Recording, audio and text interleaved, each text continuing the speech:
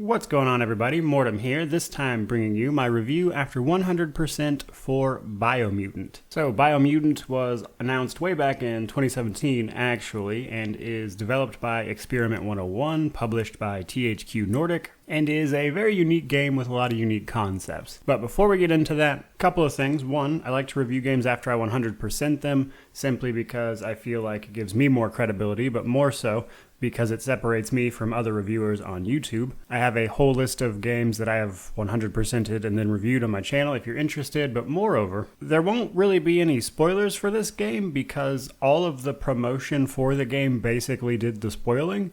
Just to come out and say it, there's not that much of a story for the game besides what was shown off in the promotional stuff, which is kill the 4 World Eaters, solve the tribe war, and hopefully save the Tree of Life. That is the main story, all of which was told to us by Experiment 101 for marketing. So just something to keep in mind there, I suppose. Now, Biomutant is an open-world kind of exploration-based RPG. The main goal of which, again, is to save the Tree of Life. It is actually possible to fail at doing so. Now, the explanation I heard from, again, some of the marketing material was that basically you have to kill the 4 World Eaters. That part's kind of mandatory, and you have to solve the tribe war. How you solve the tribe war, as well as your character's aura, which is kind of like a karma system, like good or bad, as well as whether or not you complete certain side quests, all affects a percentage chance to save the world tree. And that apparently, even if you do all of it, there's still like a 1% chance you could fail kind of thing. I don't know if the 1% chance to fail type thing actually made it into the game. Haven't seen anything official on that, but you can fail at saving this tree, I guess is the gist of it. Because the world is apparently dying. But we'll talk more about that in the world building section. For now, let's jump to character creation. So, really cool ideas here. Unfortunately, a lot of them don't carry over their importance to the rest of the game. So while you're in character creation, it feels like you're making some substantial decisions, but ultimately I would say only one decision actually has like permanent repercussions. So you pick your breed, which is basically a appearance option for the most part, and then you're given a little slider where you can kind of mess around with the exact look of that breed while also affecting your character's stats. This is called mutating your character, basically. After that, you pick class. Now, class is probably the only decision that actually has genuine repercussions, but even then, they're not very major. So depending on which class you pick, you will get an extra set of perks to choose from in character progression, which we'll get into in a bit. And that's it. Basically, other than that, that's the only decision that has lasting effects here. Because class is really just a starting setup for your character. The perks here can actually be bought later instead of a class getting a certain perk right at level 1 just right off the bat. You can then, if you wanted to, go buy another class's perks and still use them. But the perk tree that each class gets is unique to them. Well, perk list, if you will, not necessarily a tree. It's unique to that class. Now that said, the appearance, the mutation part, that seems like it's going to be important, but while it does affect stats here in character creation, it is possible in-game to find mutation pools at the power plants you can find in the world. At those power plants, you can actually mutate your character's appearance without affecting your stats, which seems like jumping through an extra hoop, but whatever. Let's talk about some world building. As I mentioned at the start, you have to find and kill all 4 World Eaters and solve the tribe war. So there are 6 tribes. You have to join one of the 2 that you get options for at the very beginning, which is the Jagni or the Myriad tribes. And then you will help those tribes either conquer or subdue or unite with all of the other tribes. Now, Jagni is like the big warrior type tribes, whereas Myriad is more about working together for the common good. Whereas Jagni honestly don't even care if the tree gets saved. Now, each tribe that you pick will affect the options that you have later. So if you pick Myriad, you can't just outright kill the other tribe leaders, for instance.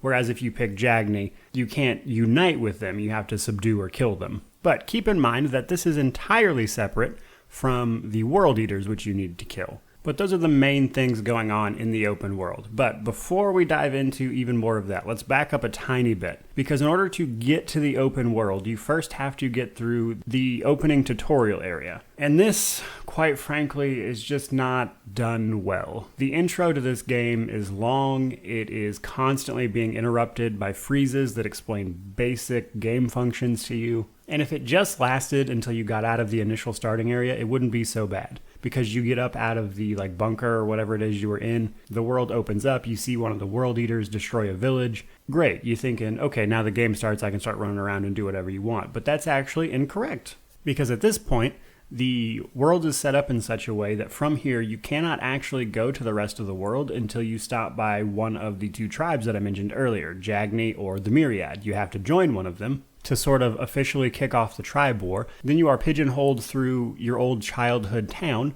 where the game gives you some background about your character. Then you have to go through one more small little dungeon area, and then finally, after that, you'll reach a place called Bricktown, where then you can finally go do the things you want to do several hours later, for your first time through the game anyway. And it's long, it's tedious, it's unnecessary. I think if they had structured this in a way where you just left your initial bunker and then you could go do whatever you want, it would have been fine.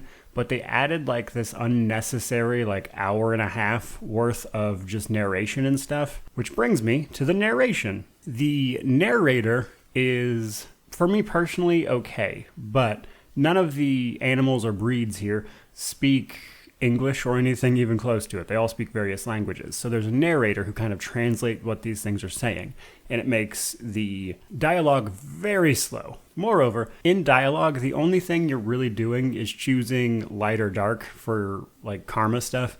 Like, are you the big bad guy or are you normal? There's not a lot of in between there either, which is fine, but it just feels like a weirdly clunky system in the rest of this game. Because the game's gorgeous, I like the way it plays and everything, which again, we'll get into that, but this narration just feels weirdly out of place, and the tutorial is just not a good start to this game. Let's move ahead a little bit. Back to the World Eaters and the Tribe War. The World Eaters and the Tribe War are separate, but they both have to be done. The World Eaters are pretty straightforward. You go to a specific place on the map, help one of the characters in the game assemble a way to defeat said World Eater, and then there's usually a pretty cool boss battle involving you destroying the World Eater. Liked those a lot, actually. Those fights were really cool. And also you get access to like vehicles and stuff, which were a high point of the game for me, but we'll get there. Now, the Tribe War is interesting. So the way it works initially is that, you pick your side, like I mentioned, and then you'll have to first take over the opposite tribe from the one you picked, either the Jagni or the Myriad. You have to go take 3 of their outposts, and then you can go take their fort, which effectively destroys that tribe, or subdues or unites them, whatever. So for starters, taking the outposts is underwhelming. Not in a bad way. I don't know really what I expected here. I just feel like they could have done more with it. But basically, you'll walk up to an outpost, there's a small mission of sorts, and then you claim that outpost. Sometimes it involves just fighting off a few waves of enemies. Sometimes it's a mission where you have to go rile up some monsters nearby that then kind of drive the people in the fort out, that kind of thing. And then once you've conquered the 3 outposts, you go do a much more involved mission to take over the fort that ends with you fighting that tribe's leader. And then when you defeat that leader, you can get their tribe weapon. Tribe weapons, there's 6 of them, of course, because there's 6 tribes.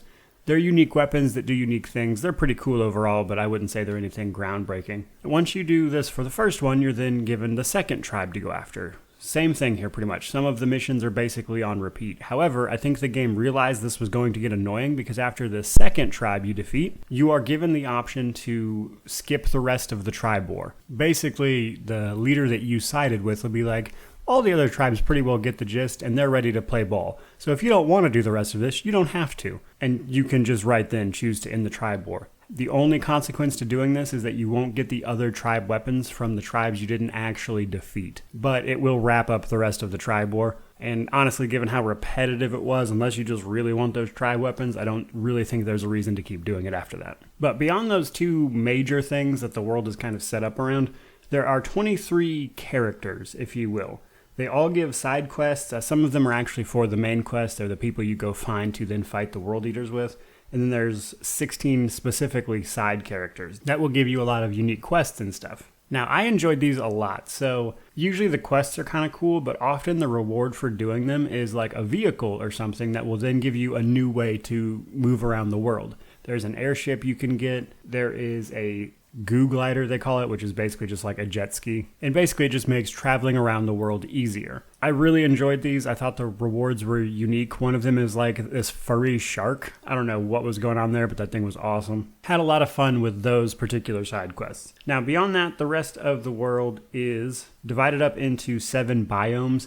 This is pretty much what you'd expect. There's a forest area, there's kind of a fields, a woods, a swamp, a proper like forest.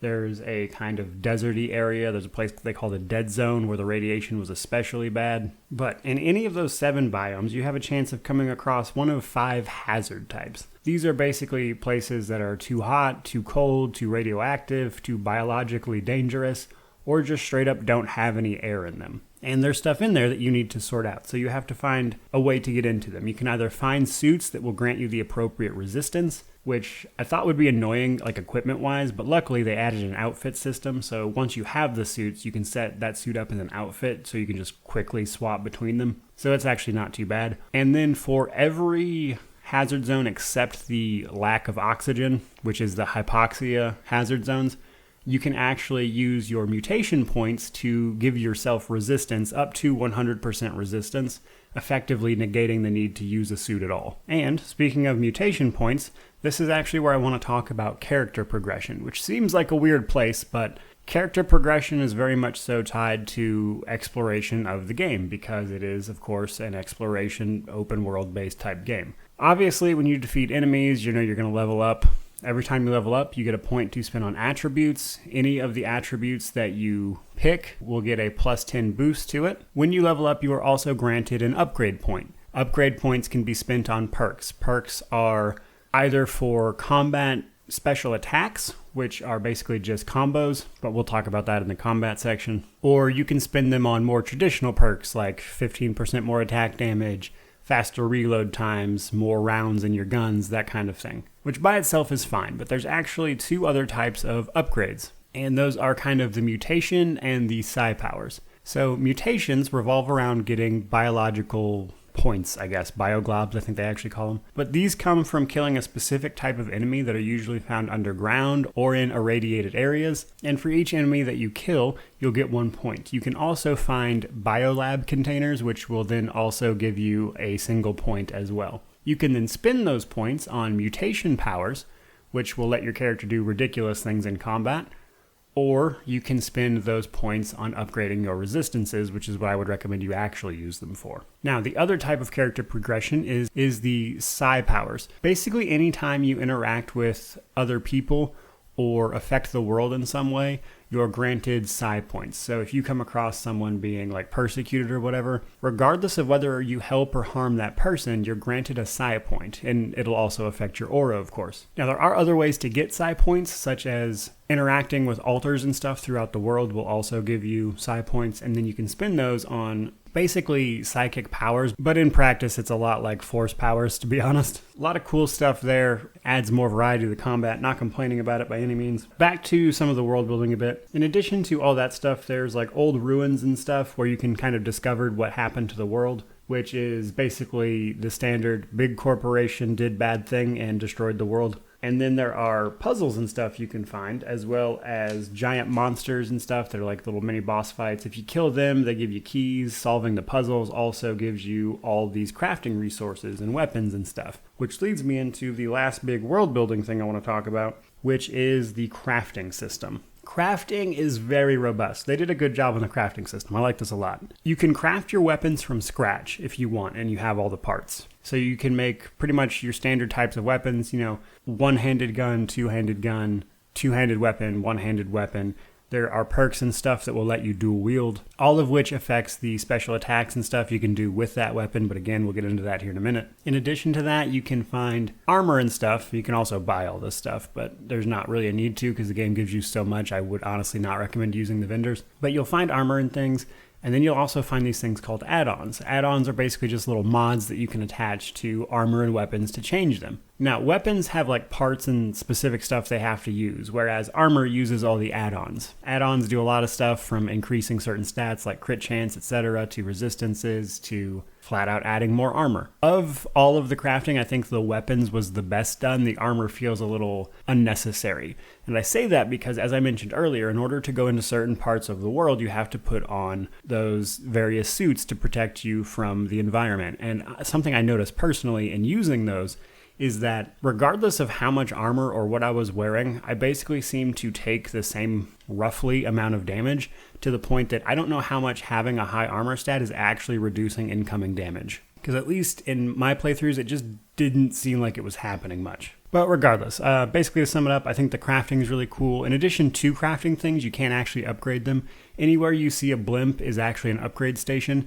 However, upgrading your equipment is expensive resources-wise, because in order to craft, you have to find resources, which are pretty much all over. You get them from killing enemies. There's little towers you can come up to. You get them from dismantling stuff. You shouldn't be short on resources, but upgrading items is actually very expensive. Plus, you just get so much stuff if you're exploring the world. It just seems unnecessary to then spend resources on upgrading something when chances are you can probably just make or find something better that much faster. Nice that it's there, but it didn't necessarily help me out that much. Now, there aren't any companions in the traditional sense. However, you do get an automaton that follows you around. He is a little upgradable. It starts out as like this little mechanical grasshopper thing, and then as you play the game, it's possible to find cosmetic upgrades to it where you can change like the type of insect or whatever it is. You can kind of change its appearance. There's also a side quest you can do which will unlock 4 upgrades for your automaton that will let it heal you, act as a glider, stuff like that. But with those things out of the way,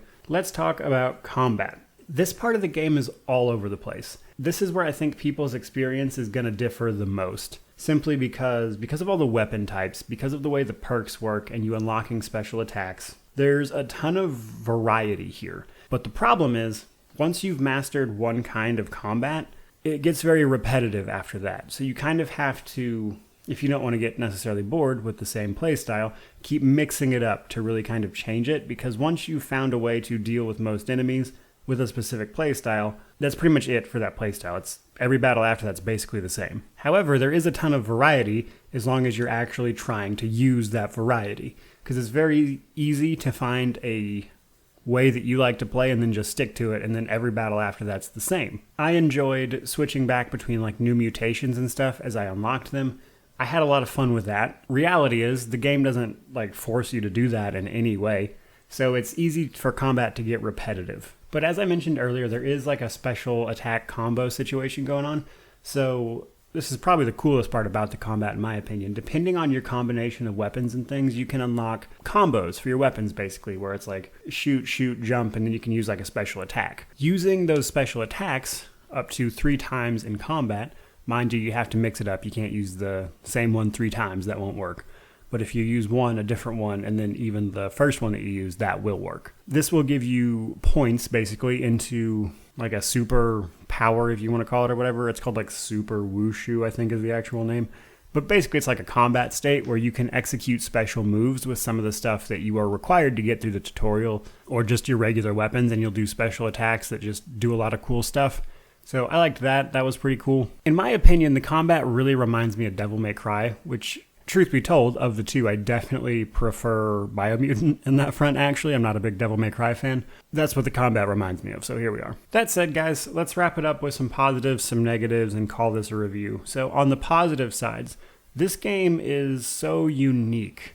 I love a lot of the ideas here, like the weird animals, all of the like mutation stuff. I love all that really unique, cool stuff. I really enjoyed all the vehicles it gave you access to. It really makes you feel like traversing the world is getting easier and you're kind of mastering it. I really liked the World Eater battles. All 4 of those were really cool and kind of force you to do something different. When you beat the game, there is actually a new game plus that lets you skip the tutorial.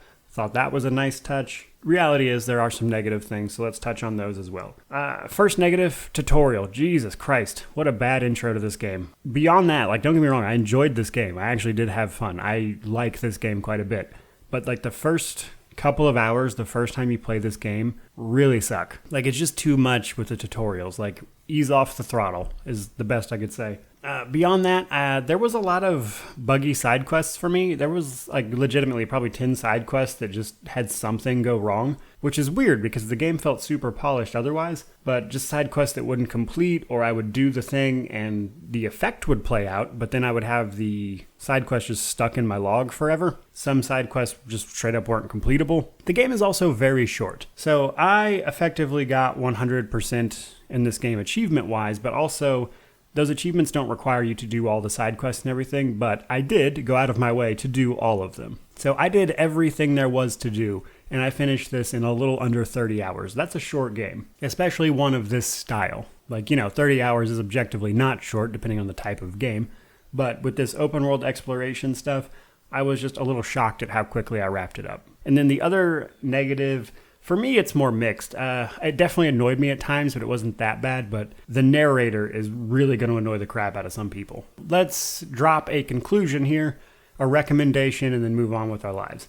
My conclusion is this. This is a fantastic game with a lot of unique stuff going on. However, two things on that. One, I don't think this game should be $60. I would recommend waiting for this to be on sale. Paying $60 for a game that was kind of this short and doesn't have that much replayability because there's effectively maybe 2 endings. I just cannot, in good conscience, recommend someone pay $60 for this, despite the fact that I enjoyed it a ton. Now that said, I do think this game is going to be more of a cult classic in a lot of ways. I think some people are just going to be like, everything about this is awesome and unique, and I think other people are going to see this and just be weirded out and not want to play it.